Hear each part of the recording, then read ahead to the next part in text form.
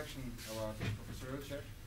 So we are really lucky to have him here today. So as you all know, he's a member of our department, electronics engineering department. But for those who doesn't know him, so he's an expert on signal processing, and correct me if I'm wrong, Professor Ölçer. So, but he's working on also some biomedical signal processing too. So in time, he became an expert on evolution science and the history related to it. So today he's gonna give a speech on this subject, and he recently published a book from Metis Bilim, and the name of the book is Evrim Serüveni Bir Kralın Doğuşu Gelişimi Günlük Yaşantımızdaki Yeri. So as far as I know, this is the first book published in Turkish, written by a Turkish author on this subject. So this is not a translation book. So basically, he's gonna give a speech on this subject today. So the stage is yours. Okay. Thank you, Darwin. Sesim geliyor mu? Okay. Okay. So thank you very much. I would like to start thanking Dahan and Bulut Hoca for organizing actually the talk today. And I think without their assistance and their insistence, I wouldn't have made it today. So what I'm going to talk about is, as you can see, about evolution, how it came about, what's the process, the scientific process that led these people to formulate this theory. This is what I'm after. So I'm not going to dwell too much on their biographies, a little bit, but not too much. So what I'm going to cover is this.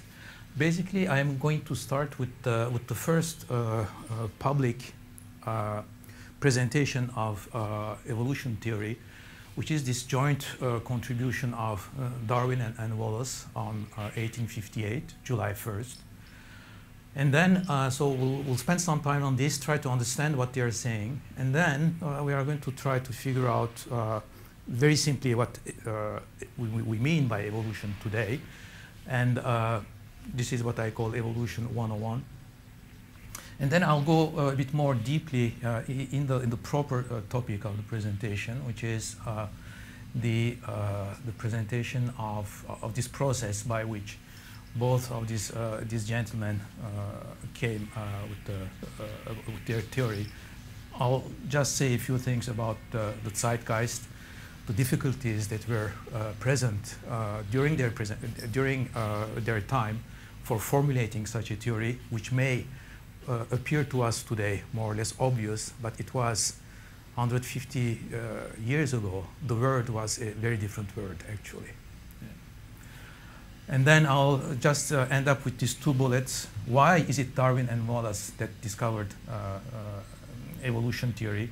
And I'll make a kind of a personal conclusion of this. Okay, so we'll start by making a small journey. We'll go to London, to Piccadilly, and if you go there, there is this building called Burlington House today, and among others, the building hosts the Linnean Society. The Linnean Society is a society for officially taxonomy and natural history, founded in the 18th century. This is how it is today. But I'm not interested in so much in today, but let's go backwards in time to 1858 and precisely to July 1st, where before the summer break, the society was going to gather. Okay? That's the last meeting. And then what happened is a series of very unusual events. Unusual because at the last minute, actually the day before, a letter was sent to the society saying that, look, there will be a contribution tomorrow. Okay? And this is what the letter says. It was written by these two gentlemen, Charles Lyell and Joseph Hooker, geologist and botanist. And what they were saying basically is this. They were saying there are these two gentlemen, Darwin and Wallace, who are going to present a paper And the topic is very important. It's on the laws which affect the production of varieties, races, and species. Yeah? And therefore, we would like to send you their contribution as attached to this communique. And both authors, having now unreservedly placed their papers in our hands, we think it would best promote the interest of science that a selection from them should be laid before the Linnean Society. Okay. So what is unusual is that two people present the paper of two other people. Okay. And it is done just one day before. And what is also interesting is that at the meeting the day after, neither Darwin nor Wallace will attend the meeting. Okay. So we are going to find why. But before doing that, let's try to understand what the papers are about. Yeah.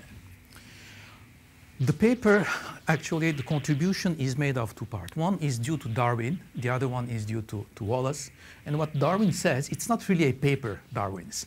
It is his manuscript, his manuscript work, and a letter he has sent to Professor Asa Gray, who is a professor of botany at Harvard. And what he says, in a sense, is this. He says, all nature is at war.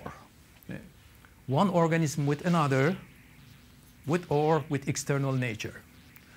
And it is at war because the resources are limited.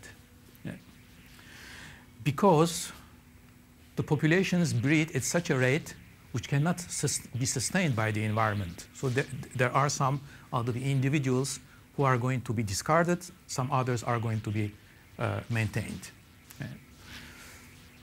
How does it happen? Then it happens because there are variations between individuals, and those which are better fitted to the environment, which are best fitted, are going to survive, the other are going to be discarded. This is what Darwin calls natural selection. So it's a selection process that is done by nature. And because of this process, species are going to evolve and new species are going to be born. Yeah. That's the message that he has. What does Wallace say? What Wallace says the following thing. It says there is a struggle for existence in nature. Yeah. And then it says large populations are superfluous. So some people, some individuals are eliminated. And then there is a process in which there are variations in the individual. So in various directions, the progression goes ahead. So that's the notion of variation and random variation in the individuals. And at the end, there is a process of selection because there's a check by nature on the individuals, and the ones that are most fitted stay alive, and the other ones are eliminated. So we're not for the way the phrases are expressed. They are saying exactly the same thing. Okay? And this is interesting. They say exactly the same thing. Let me summarize here what they are saying. And that's the essence of the evolution theory as these two gentlemen express it. The first point is that the breeding of living organisms far surpass the available resources. Therefore, there is a struggle for existence. The individuals which are more fit are going to have more offspring, and then they will propagate their characteristic better than the others, on average. And the ones which are better fit are going to survive. The other ones are going to slowly disappear. This is what Darwin calls natural selection. The word natural selection is not used by Wallace at this point, but it's the same idea. This process of natural selection is a deterministic process. Nothing is random there. What is random is the way in which variations appear within a population. Today, we know that it is genetically, it is random phenomena like mutations, recombinations, which are at the basis of this. Yeah? So this is what is random. And what is important is that these small changes, as this process goes, accumulate over generations and generations and millions of years and generations, so that at the end, species evolve and new species are born, and some are discarded and go extinct. Okay. And a tree-like genealogic structure relates all living organisms. The idea of a tree, which is so important today in modern biology, is present in both papers of Darwin and of Wallace. Yeah. So that's the message. Now let's try to understand what has been going on with this meeting and where are the authors. Yeah. So if I go there, the authors actually, this is an interesting situation. Darwin here in England, Darwin actually is just south of London in Kent, in a small village where he has a house called Down. And then he has, he's in deep trouble actually, because 2 days earlier he has lost his latest son who died of a scarlet fever. There's a scarlet fever epidemic in the village. He's trying to evacuate his family, and his health is very bad also.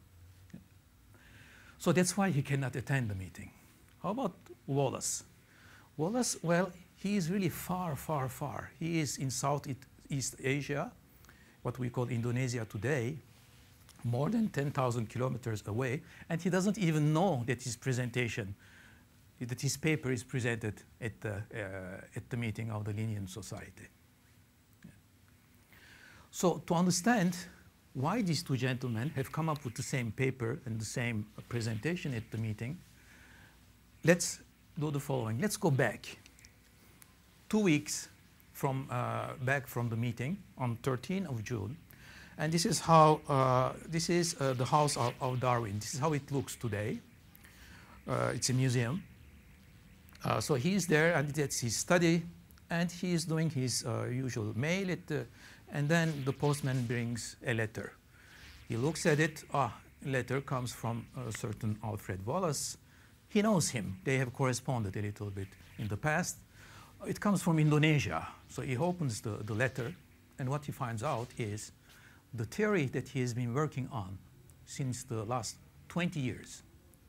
He didn't tell anyone, just to a few people he is trusting, about his results on evolution, because he fears social pressure. He wants to be sure scientifically that he is doing the right thing. So he sees this letter, and that's the shock of his life, because Wallace just explains exactly his theory. Okay? So what would you do in that case? Probably you would panic, and then he doesn't know what to do. His good friend, Charles Lyell, the geologist, he sends him this letter. He says, Wallace has today sent me the enclosed and asked me to forward it to you. It seems to me well worth reading. Your words have come true with a vengeance that I should be forestalled, because Lyell had told him, go ahead, publish, but he didn't publish. You said this when I explained to you here, very briefly, my views of natural selection depending on the struggle for existence. I never saw such a more striking coincidence. If Wallace had my manuscript sketch written out in 1842, he could not have made a better short abstract. Even his terms now stands as head of my chapters. Then return me the manuscript, and I'm ready to send it somewhere. Yeah.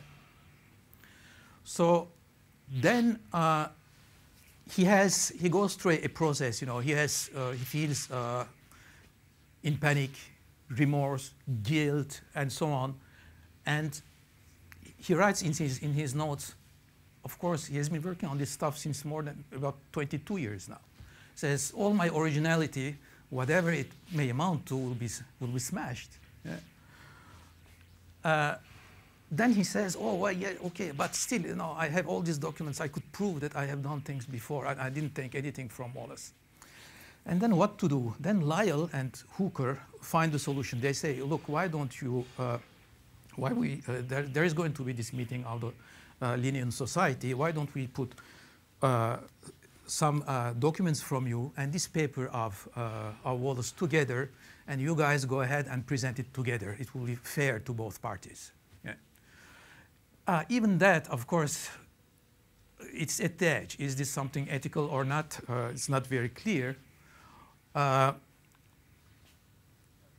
first, he doesn't want those. It says, first impressions are generally right, and I at first thought it would be dishonorable in me to publish. Yeah. But then Hooker and Lyle insist, and then he accepts. And that's how the publication, the joint publication, comes about. Okay? Then he says, I was at first very unwilling to consent to the request of Lyle and Hooker, as I thought Mr. Wallace might consider my doing so unjustifiable, for I did not know how generous and noble was his disposition. The extract from my manuscript and the letter to Elsa Gray had neither been intended for publication and were badly written. Mr. Wallace's essay, on the other hand, was admirably expressed and quite clear. Okay. So this is the circumstances under which this meeting was held. What was the reaction of Wallace? Because he didn't know that his paper was being published. He has just sent this stuff and he's 10,000 kilometers away and no internet and so on. Extremely positive. He says to his mother, look, this is great. These guys have published this and I'm going to enter this milieu of scientists of London.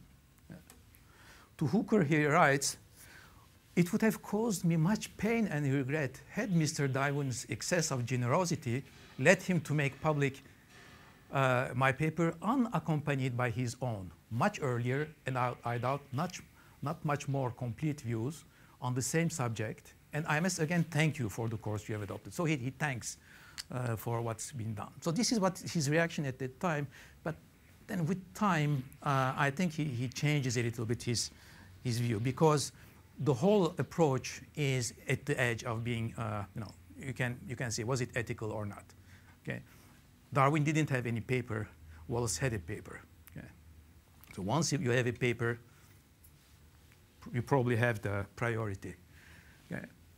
Now, Darwin's contribution in the Linnean Society proceedings, as it appeared, was placed before Wallace's essay, thus emphasizing Darwin's priority to the idea.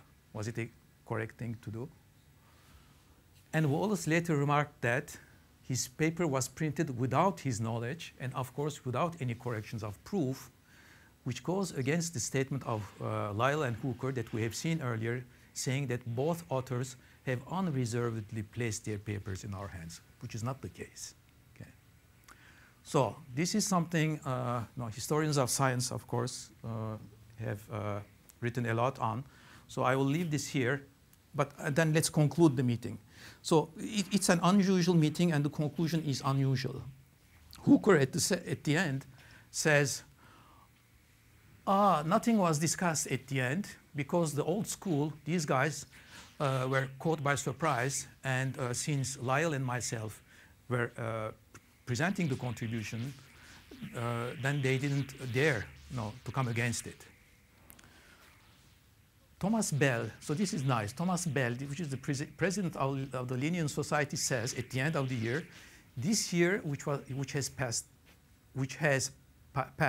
has not indeed been marked by any of those striking discoveries which at once revolutionized, so to speak, the department of science on which they bear. Okay. So essentially it goes unnoticed. It's not really taken care of or notice of. And also this commentator says, this is actually a speculation, and actually if these gentlemen mean what they say, then it is a truism. If they mean anything more, then it is contrary to fact. Yeah. And it is after this publication of the Linnean Society that Darwin is going to sit and extremely quickly work day and night and prepare his book, which is going to be published the year after, in November 1859, which is the origin of the species. And this is going to create, of course, the earthquake that we know. And we know that there are still aftershocks still today. Okay. So this is so much about the meeting. Now let me back up a little bit and try to give some context here. The question is, did Darwin and Wallace discover evolution? It's not really that discovered evolution, because they are not the first persons who thought that life on this earth is evolving. There are lots of people going back to Greek antiquity or Islamic tradition and so on who have expressed such ideas. No, what they did was to come up, they said how it happens. They said they discovered actually natural selection. Okay, that's the mechanism of natural selection that they have discovered. Okay, so that's their discovery. Okay. So they discovered natural selection. Well, I mean, did they?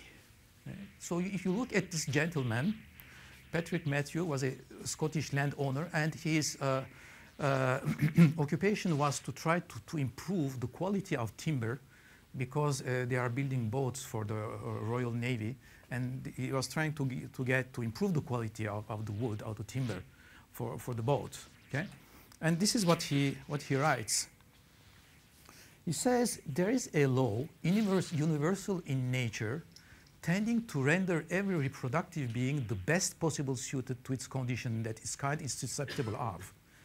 As nature has a power of increase, same idea, far beyond what is needed to supply the place of what falls by time's decay, those individuals who possess not the requisite strength fall prematurely without reproducing.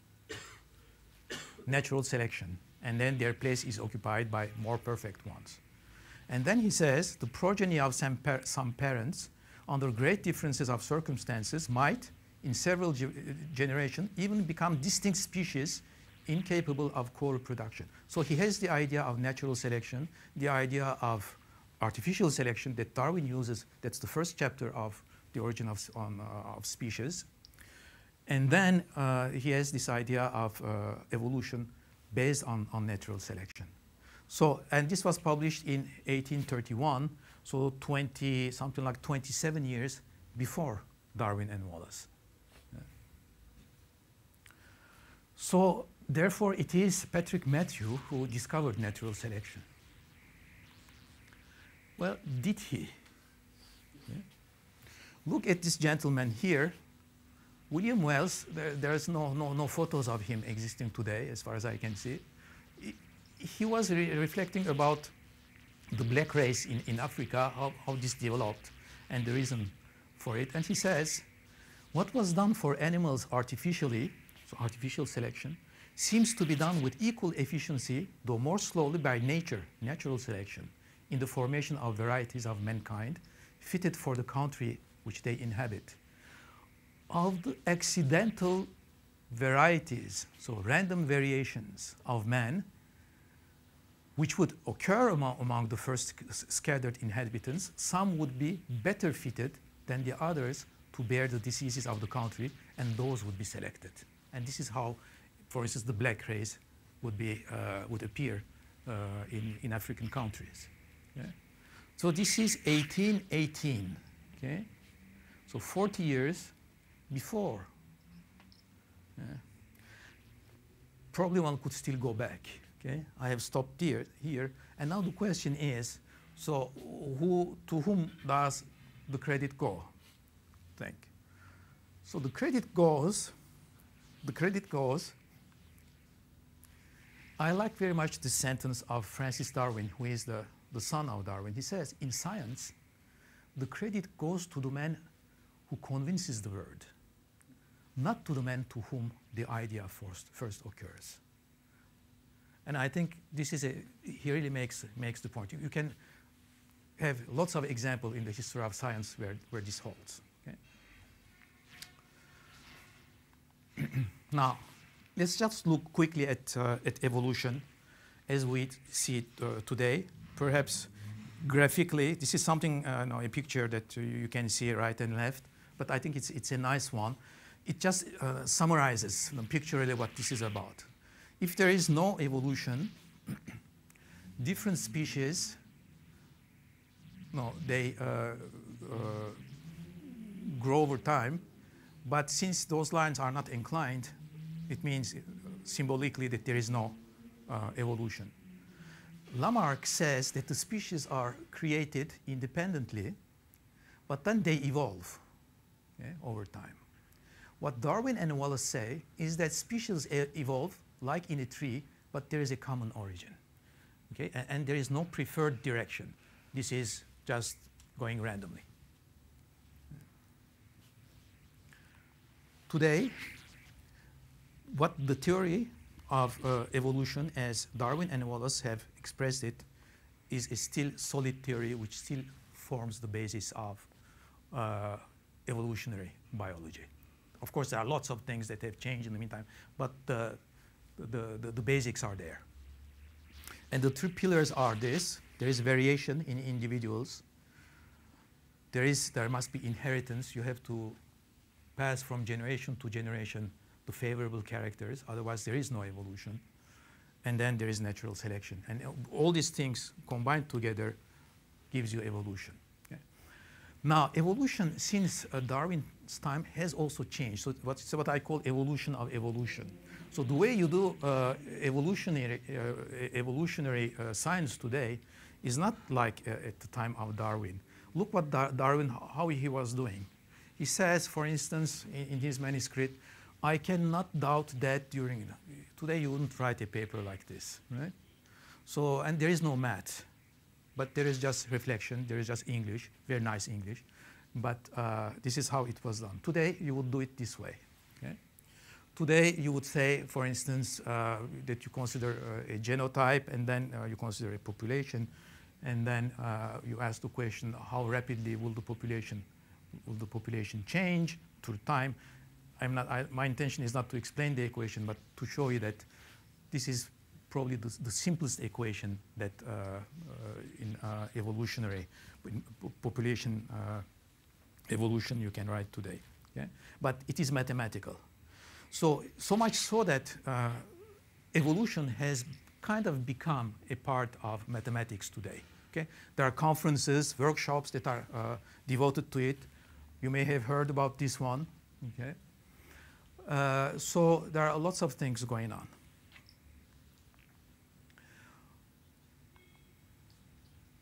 Now, before going to how Darwin and Wallace came with these ideas, let me show with one slide why it was difficult to come up with the ideas. This may today seem easy to us, but it wasn't the case because there were lots of what I call roadblocks here. And perhaps the most important one was natural theology. Natural theology was saying the Creator has created a perfect world, and He has placed species well adapted to their environment, and therefore there is no need for evolution. And then there is the argument from design, which says, look, looking at an organ like the eye or the brains, it is so complicated and so well designed that this necessarily implies a designer. Okay? So that's the idea of what's called the clockmaker God, because the analogy was done with a clock, but that's the idea. What another roadblock? The century before, Newton had solved the problem of the heavens. Okay. Now people started being comfortable with what was going on with the planets and so on, but looking at life, it looked so complex that it was kind of hopeless. It was hopeless to understand it. Okay. So this was another major roadblock, and then people were thinking that the species are fixed, and which is something, of course, natural. Also today, when we look around, we don't see any species that that evolves with our eyes, because the process is extremely long in time. Yeah. And since each species was created perfectly adapted to its environment, there is no need for it to evolve. Okay? Therefore, there is no extinction of species. Today we know that about 99% of all existing species have gone extinct. And then looking at the Earth, at its geological structure, also the Earth doesn't move. The mountains are there, the rivers are there, so the Earth is also fixed. So therefore the life on it is fixed. And then there is the question, this was a major question in the 19th century. It was solved with the discovery of radioactivity, actually. How old is the Earth? Most people were believing, and there are still people who believe today, that the Earth is 6,000 years old. Okay? So this doesn't give you enough time for evolution to occur. Yeah. Of course, there were some blockbusters too, and this has allowed, helped these gentlemen to derive their ideas. Okay. Now, let me look at both of them. First, Darwin. Darwin, he was born into a wealthy family, and also during his life, he was wealthy. He was a good businessman also. His father also, he was a physician. He starts with the medical school at the University of Edinburgh, but he drops out very quickly. He sees that this is not for this, and then his father forces him to enroll at Cambridge, where, and this is extremely amazing, he does studies for being a clergyman. Okay? Clergyman, a priest, okay? In the Anglican Church. What is famous, and many of us have heard about it, he makes a trip of 5 years on the boat, on HMS Beagle. And it is what changes his life, his career, changes history of science as well. And then in November '59, he publishes his famous book. So, so this has stopped working.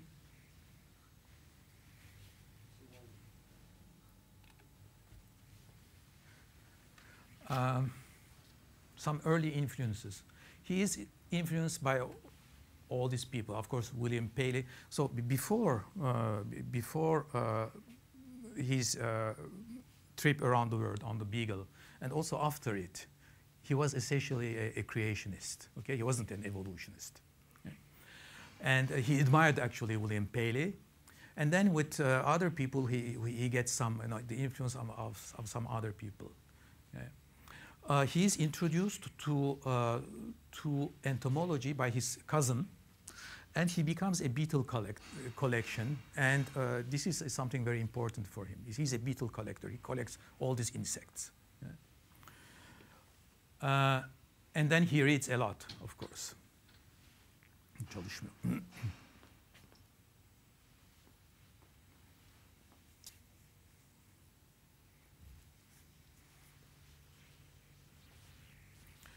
Okay. But perhaps the most important influence is the influence of Charles Lyell. Charles Lyell was a big scientist. He's a geologist, and actually Darwin also, before becoming what we would call today a biologist, he was first a geologist. Yeah. And in his book, Charles Lyell says, he propounds this doctrine of gradualism or uniformitarianism, which says that the geology on Earth is not fixed.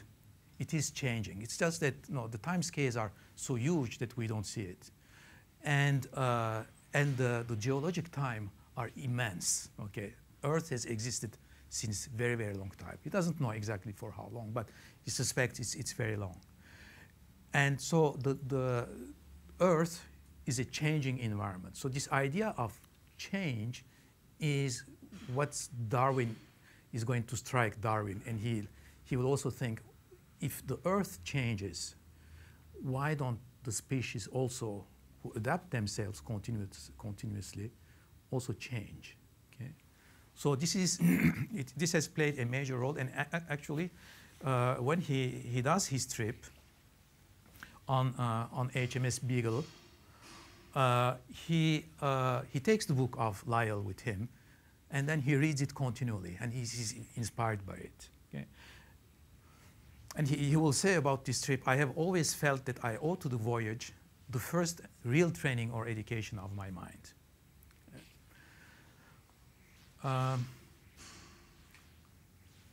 In the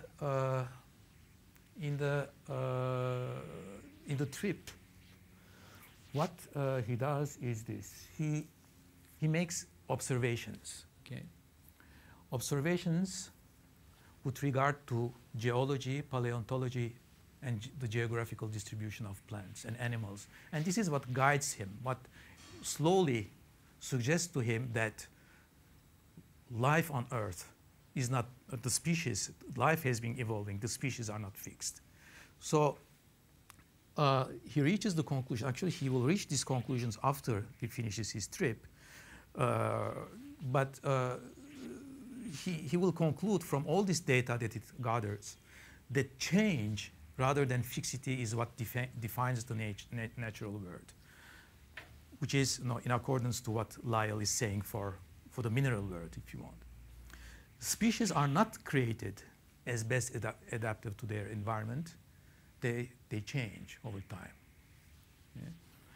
And all living organisms relate to each other over time and space. Plants and animals actually have a common origin. In Earth's history, a large number of species must have gone extinct. So the creation of species is as important as the extinction of species. These two things go together hand in hand. And then he says the age of the Earth must be tremendously large, but the age of the Earth could only be proven after the death of Darwin towards the end of the 19th century. Okay? He didn't know that it was 4.5 billion years old. Okay. And then, so this is changing. You're changing. Okay, so I'm going to skip those because what I am going to what I am going to to do is to go to the outcome, and he summarized it very nicely. During his trip, South America and of course the Galapagos played an extremely important role, and what guided him towards his theory of evolution was basically these 3 points. He says, firstly, it is the manner in which closely allied species replace species in going southward. So there is a continuity in space between species. Secondly, the close affinity of the species inhabiting the islands near to South America to those proper to the continent. This struck me profoundly, especially the difference of the species in the adjoining islets in the Galapagos archipelago. So the species in the Galapagos actually come from South America. They were not created there. Yeah. And thirdly, the relation of the living, those are Edentata and Rodentia, to the extinct species. I shall never forget my astonishment when I dug out a gigantic piece of armor like that of a living armadillo. So also the fossils showed to him that the species that exist today are a continuation of those that have existed in the past. So this continuity over time and space bring the idea of, or strengthening the idea of evolution in his mind. Yeah. So that's how he came to this. And to understand his scientific approach, I think this is also a nice citation. He says, everything about which I thought or read during the trip was made to bear directly on what I had seen and was likely to see. And this habit of mind was continued during the 5 years of the voyage. I feel sure that it was this training which has enabled me to do whatever I have done in science. Yeah. So it's a guy who observes and he is able to concentrate on what he sees. Okay. Now, as you know, you can do as many observations as you want, as long as you don't have a theory, those remain observations. Okay. So you need to do some conjecture. I mean, you have to go to conjecture science and you have to build a theory. And this is what he did. And this is how he came out about his, how he explains it in his autobiography, how he came up with the theory. He says, in October 1838, I was reading for amusement Malthus on population. Okay? And being well prepared to appreciate the struggle for existence from long continued observation of the habits of animals and plants, it at once struck me that under these circumstances, favorable variations would tend to be preserved and unfavorable ones to be destroyed. And the results of this would be the formation of a new species. Here then, I had at last got a theory by which to work. Then once he has seen that, so it's 2 years after coming back from his trip, he sees this, and for the next 20 years, that's the theory he is going to develop. He was also an extremely good experimenter. Experiments were sacred for him. Okay? And also from this citation from Francis Darwin is nice. He says, there was one quality of mind which seemed to be of special and extreme advantage in leading him to make discoveries. It was the power of never letting exceptions pass unnoticed. He had a special instinct for arresting an exception. And it's probably one of his qualities. He has been, for example, working for 8 years on these small microscopic worms called barnacles. And he has published 4 volumes on it, work on the microscope, and try to understand their anatomy, how they are relating to each other, and he was thereby testing his evolutionary theory. Yeah. So he's an extremely good experimenter.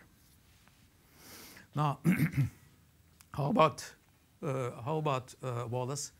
Wallace is a totally different, that's an opposite world. He comes from a poor family. He drops out of school at age 14 and he will never go back. Okay.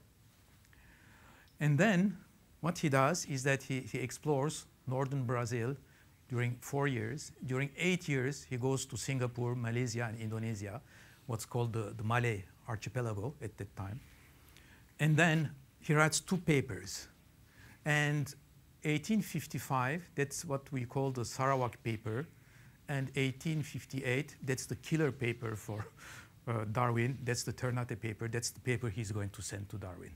Okay? And in these 2 papers, he, for the first time, actually, one can argue, maybe even before Darwin then, something was published. He publishes something on evolution based on natural selection.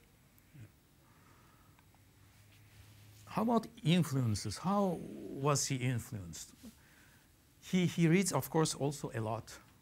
He reads also Darwin. He reads Lyell. He reads also Malthus. He reads Alexander von Humboldt. But an author that influences him a lot is someone who essentially is not known today. Okay? So it is Robert Chambers. Robert Chambers was an amateur scientist. Actually, he was a journalist. He was an editor. And then he wrote this book anonymously called Vestiges of the Natural History of Creation. And in there, he explained everything under heaven, okay? How the earth was built, how life was started on earth, but he has the idea of evolution there, what he calls organic development by virtue of law. He says there is a law because of which organisms do evolve. So he wrote the book for the scientific community, but he was hated by the scientific community. But he was loved by the layman. The book was an international success. It had lots and lots of editions. It's full of errors, it's amateurish, but there are some things that are exact, which are true today. And this idea of evolution. And this is the book that struck Wallace and that made him think that that's what he wants to do in life, and he wants to try to find how evolution comes about, what's the origin of the species. So in 1848, he writes to his friend Bates. Bates is 2 years younger than him. That's also a young naturalist. And because of Bates, also Wallace starts collecting beetles, insects. Okay? So he becomes also an insect collector, like Darwin. And he writes to him here, he says, I begin to feel rather dissatisfied with a mere local collection of insects. Little is to be learned by it.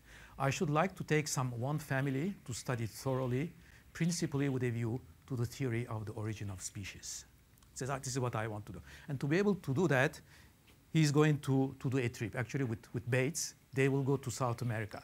So they come here, and then during 4 years, he is going to travel down the Amazon, the Rio Negro, go actually to the borders of Venezuela, come back, actually do that 2 times.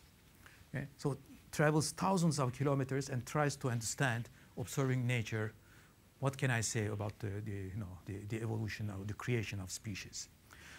The result of it is not successful. So it's not like Darwin coming back from his HMS Beagle trip and then he is welcome as a hero in London. Nothing happens. He returns to London. Actually, his ship also sinks on the way back. He's almost dead. He's 10 days on a small boat, and he's finally rescued. He loses all his collections, and then when he comes back, he essentially has to start from zero. 2 years after coming back, he goes to Southeast Asia, the Malay archipelago, and there, in this vast area, he's going to spend 8 years. Travels right and left, north and south, everywhere. Yeah. And in 1855, north of Borneo, in Sarawak, he is going to write his first paper. And in 58, in Ternate, that's in Indonesia today, that's an island, that's this island here. He's going to write his second paper, the one he sends to Darwin, and which is presented to the Linnean Society. Yeah. So let's look at what he says in these 2 papers. Yeah. So Sarawak, he says, that's the idea he develops in the paper. Fairly easy to read. He says, in a sense, that the distribution of animals in time and in space are strikingly similar. Yeah. So the rule is that just as the production of adjacent areas usually resemble each other closely, so do the production of successive periods in the same area. And as the productions of remote areas generally differ widely, so do the productions of the same area at remote epochs. We are therefore led irresistibly to the conclusion that change of species is a matter of time. Okay?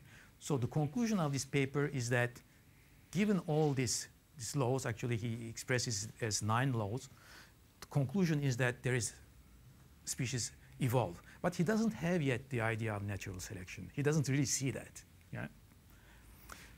Darwin sees the paper. Lyell tells him, look, this guy has published, this is in 1855, has published this paper.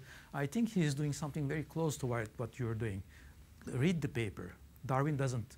He just reads quickly the paper and he says, no, he must be a creationist. Okay? And so he doesn't get the signal. He will get it with the Ternate paper. Okay? So if we look at what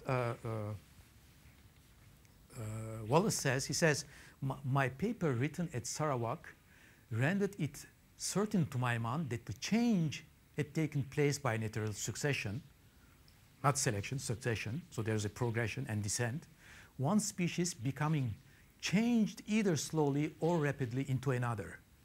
But the exact process of the change and the causes which led to it were absolutely unknown and appeared almost inconceivable. Yeah. And the great difficulty was to understand how, if one species was gradually changed into another, there continued to be so many quite distinct species, so many which differed from their nearest allies by slight yet perfectly definite and constant characters. So that, and this problem is going to be solved only with Mendelian genetics.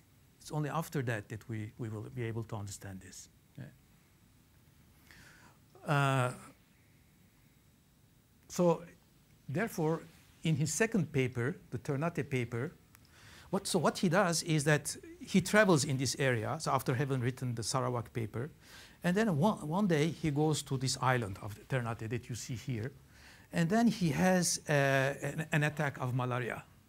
He's laying in bed, very, very bad. He has high fever, hallucinations, but he keeps thinking out to this problem of the origin of species. How the hell does this happen?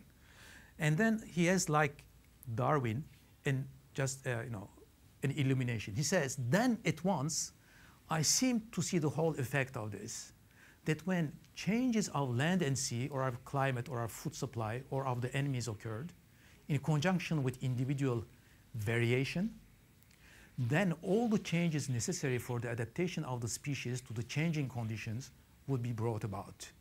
And as great changes in the environment are always slow, there would be ample time for the change to be effected by the survival of the best fitted in every generation. Then he gets the idea. He said, okay.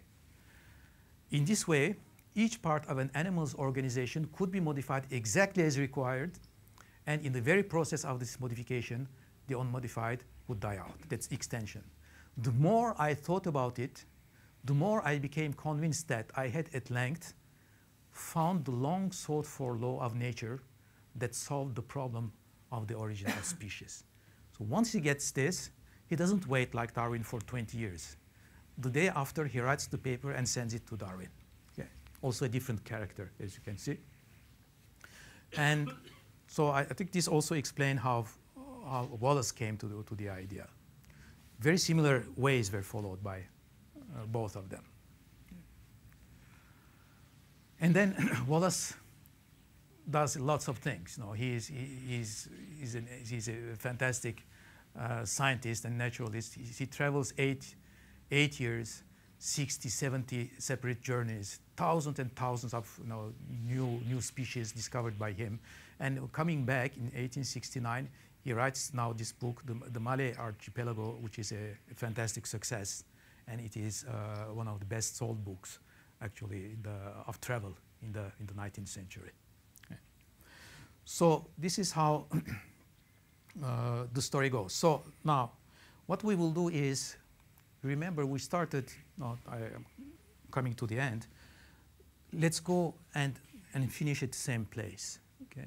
Remember, we were there attending the meeting of the Linnean Society on July 1st, 1858, where for the first time these ideas were presented officially. Yeah. Okay. So what we will do here, actually, we will just skip, go 50 years ahead, and we go to 1908. So at 1908, in the Linnean Society in London, there is a ceremony. Yeah. And then the ceremony is to commemorate the presentation of the joint Darwin-Wallace paper, the 50th year, and it is the year where they start giving a medal called the Wallace and Darwin Medal, which is still given.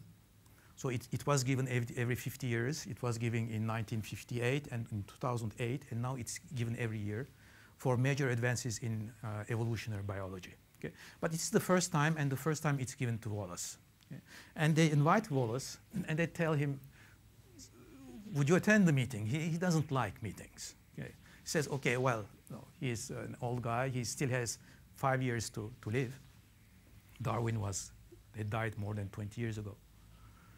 And then he says, okay, I will come, and could you also make a speech? He doesn't like speeches, but he accepts.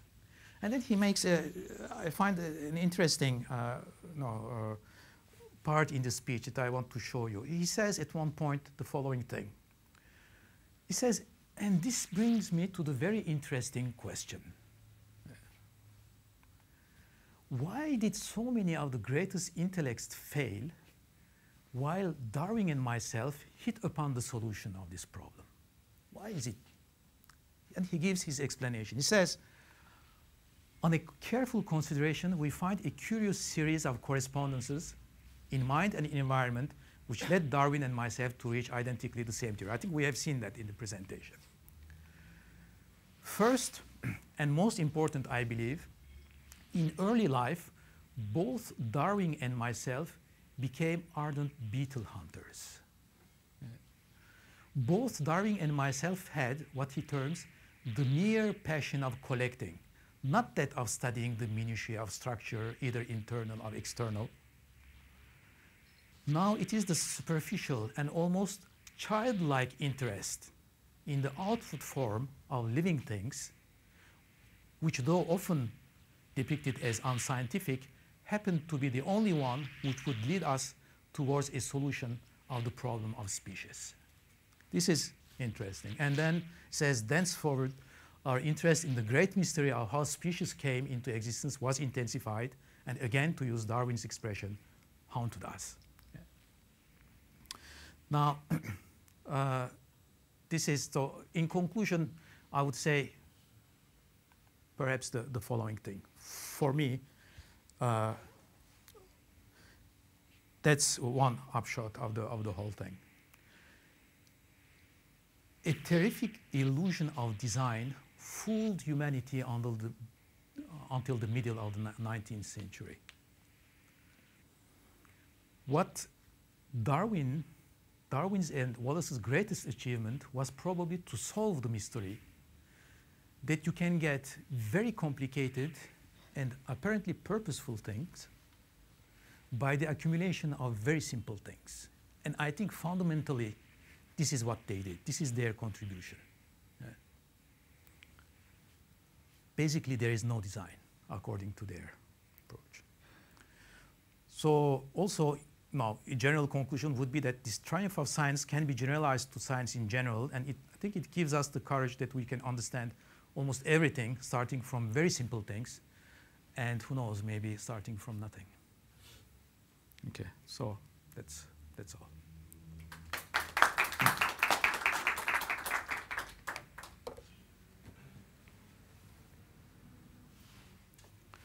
So if there are questions, I will be happy to. Two questions.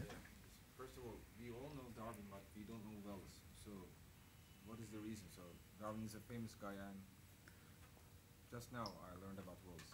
And my second question is... Okay, I will repeat the question. Okay, and my second question is this. So did we come to an end of evolution? So the meaning of evolution has changed. So it is not the survival of the fittest right now. So okay. Do we have another meaning for the evolution theory? Yes. Okay, so the question is, why do we know Darwin and we don't know Wallace? I think this is one of the injustices, that has been done in the history of science. Wallace has always been the second man, and it's really not fair because, as you can see, his contribution is as strong as Darwin's. This is what, for instance, why I always talk of Darwin-Wallace evolution theory in the book. Yeah. But the point is that perhaps I think Wallace himself, I think, was also responsible for this, because as you can see from what I've shown, he accepted very quickly that Darwin had priority, that he had done things before, and then that he had come after. And actually, the term of Darwinism, the person who made it most popular is Wallace. Okay? So, but I mean, this explains for some part. And then Darwin has, if you look at the published literature, Darwin is much more documented. You see all his manuscripts or all his writings are there. It's not as rich if you look at Wallace. And then at the end, if you compare their lives, Darwin Wallace, after a certain time, started doing strange things, like working with mediums and so on, and spiritism and so on. Whereas Wallace has remained as a yeah, that's right. But whereas Darwin really stick to the idea, and he remained the scientist towards until the end of his life. Okay. This might be one reason also. But this is not. This is something unfair against Wallace, and this is what I wanted to show also. This is also what I've tried to show in the book by giving equal weight to both of them. But if you look at the bright side, Darwin is the scapegoat of this theory, right?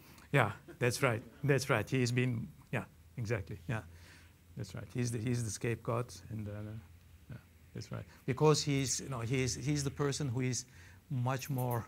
Although he never himself was involved in the discussions, there were a group of friends like Hooker, Huxley, and others, helping him and defending him. He never entered into these discussions with other people.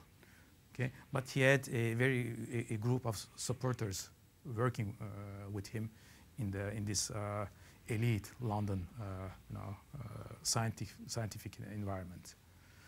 Wallace was always an outsider, actually. Also from his origins, social origins.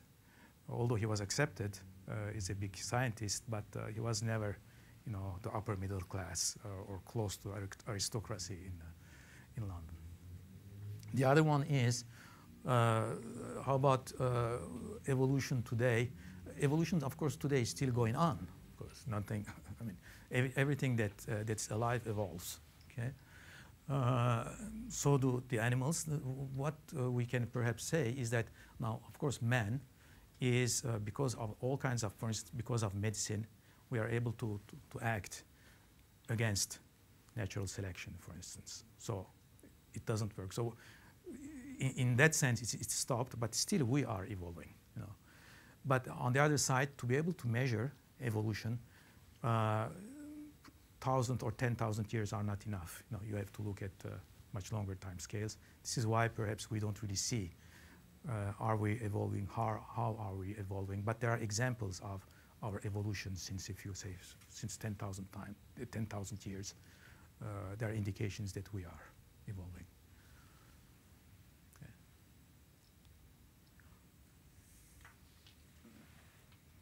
Well, the Earth has a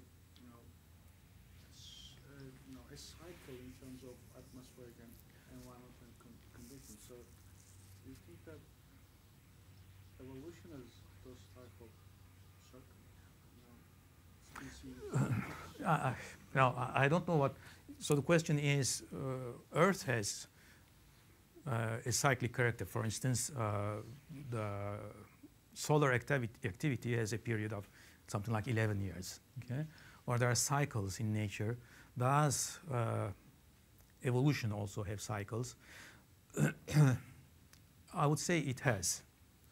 For instance, but not to the extent, I would think, of creating new species, but of locally perturbating species so that they adapt to changing local conditions. This is, for example, what you can see in the Galapagos today.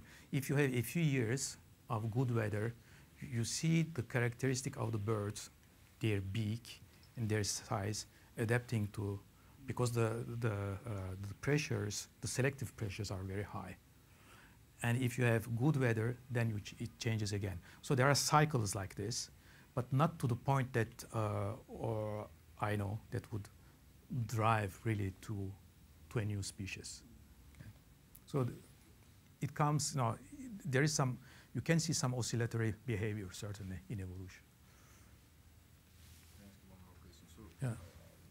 I read once that the evolution happens in jumps. So is it a continuous process, or do we have some jumps or quick evolutions that happens in the history? Okay, does it happen in jumps, or is it is it slow? It is very much debated. Okay, I think you can read both. Probably both are happening. Okay, there are examples of evolution of certain organisms that took millions and millions of years, and there are examples where evolution, of course, it's always long in terms of years, but if you compare to the scale of geological times, it's just like a snapshot. Okay? Although maybe it's 10,000s or millions of years. Okay? There are both theories are present. This is called saltation, for instance. That there are jumps in species, and there are people like the guy from Harvard, Stephen Gould, who has this theory. But I think the consensus is that both are happening. Okay, both are happening. It must be a combination of both. Which one is more sense for you? Which one is?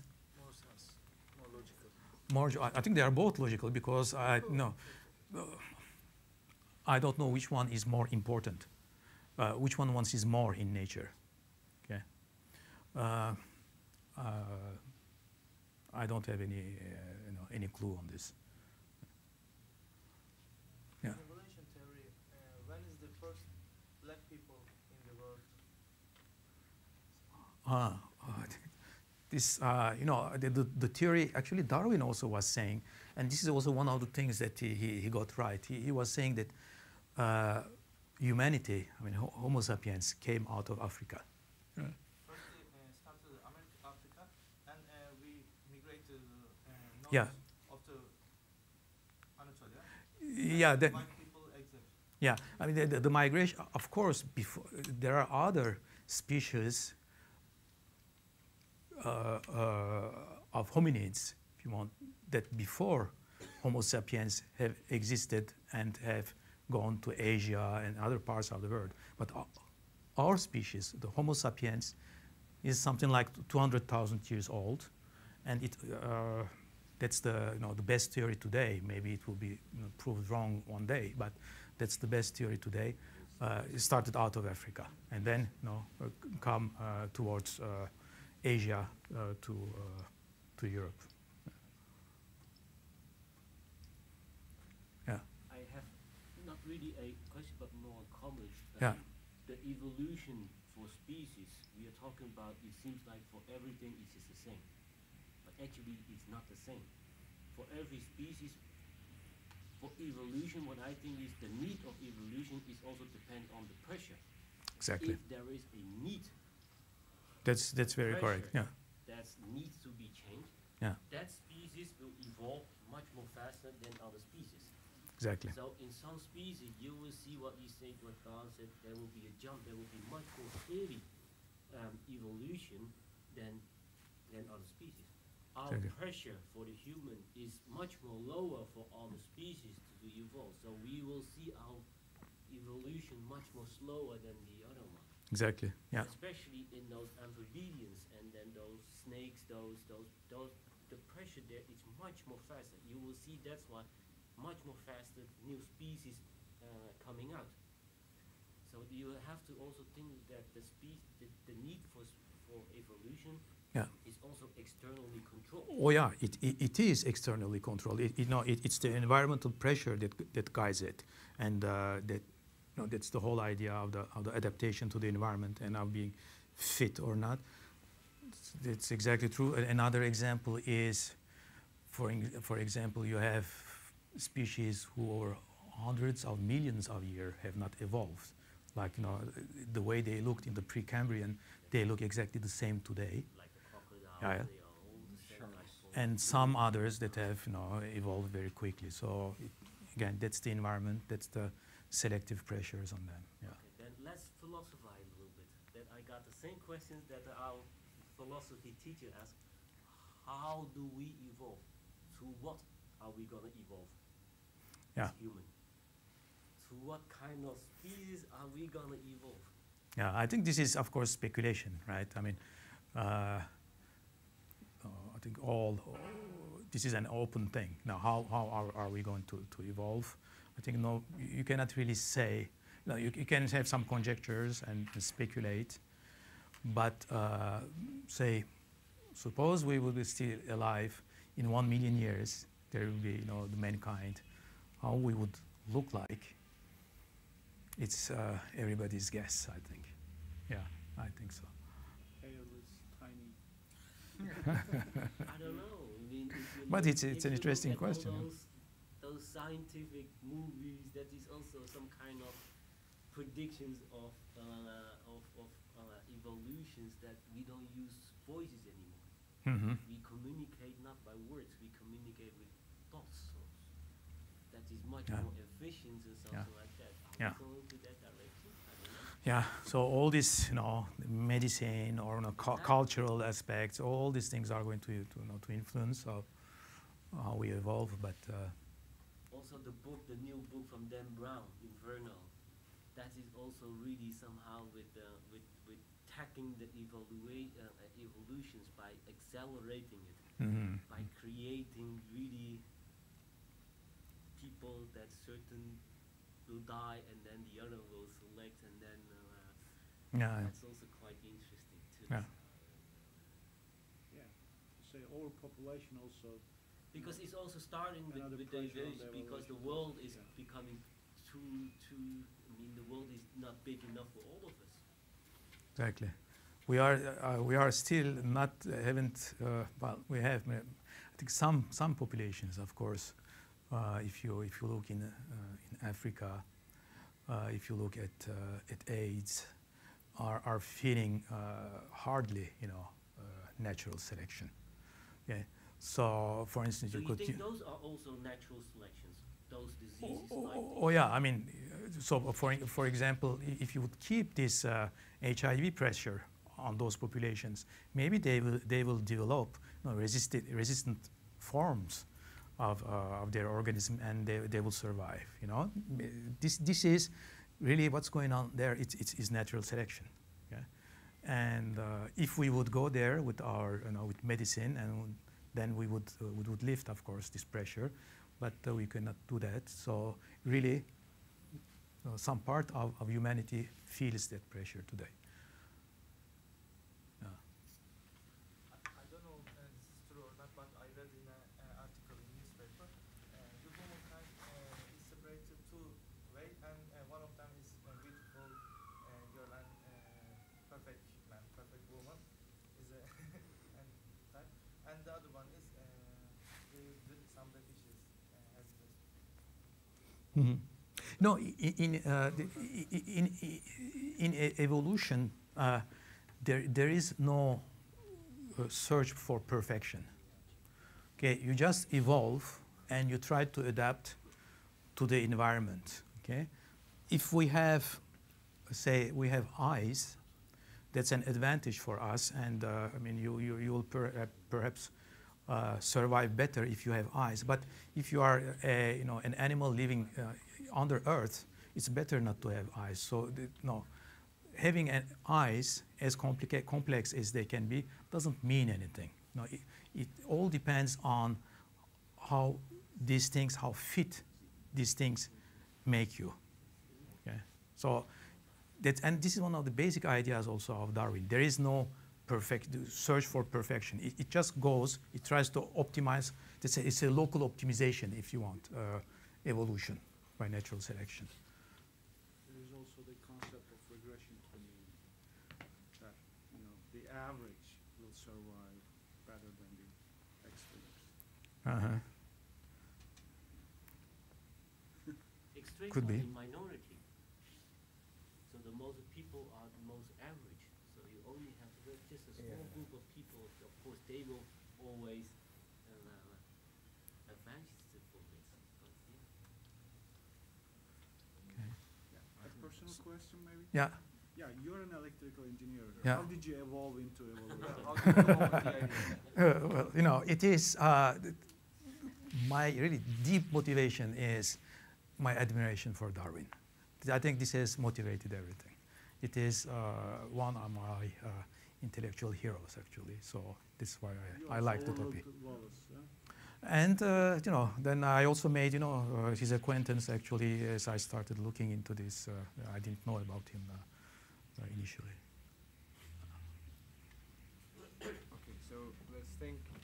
Ölçer for this wonderful speech. Thank you for coming. And I advise everyone to read this book, so I'm going to do so. Thank you, Dağhan. Teşekkürler.